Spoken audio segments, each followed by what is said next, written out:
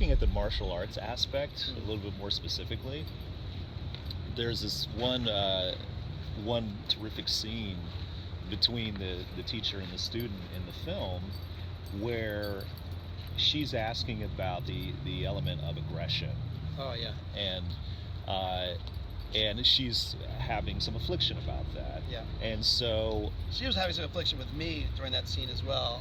That was a really tough time for our working relationship. So that affliction you're seeing is it's real. It's real. Well, it's beautiful because one of the interesting ideas that comes out of the whole scene is that where the teacher is talking about how aggression can be used to create peace, or aggression can be used to kill violence.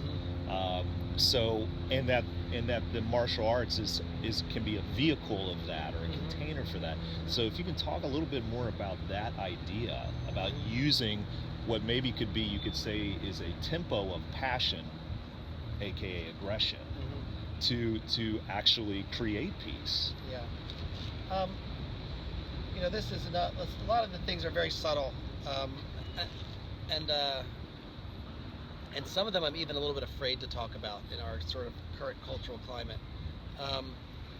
But we live in as far as I can tell, probably the most warlike culture that's ever existed on this planet in historical times.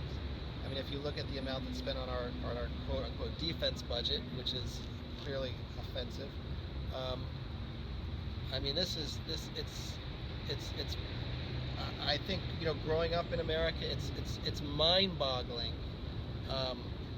how violent our culture is, and how really we're all kind of comfortable with it.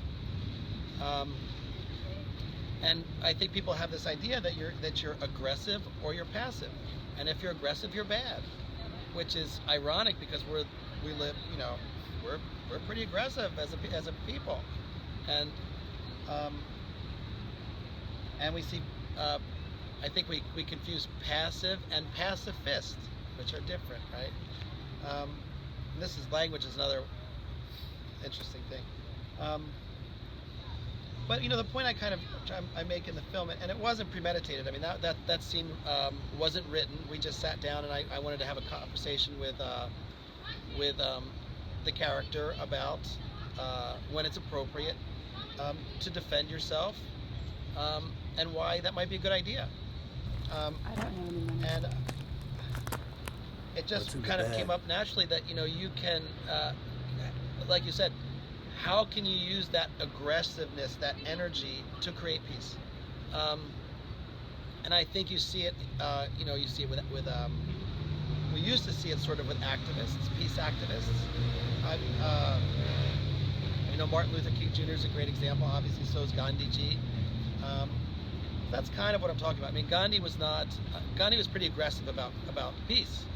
I mean, and I'm no expert on Gandhi and the British-Indian relationships and troubles, but I mean that's at least that's how his legacy has come down to us today.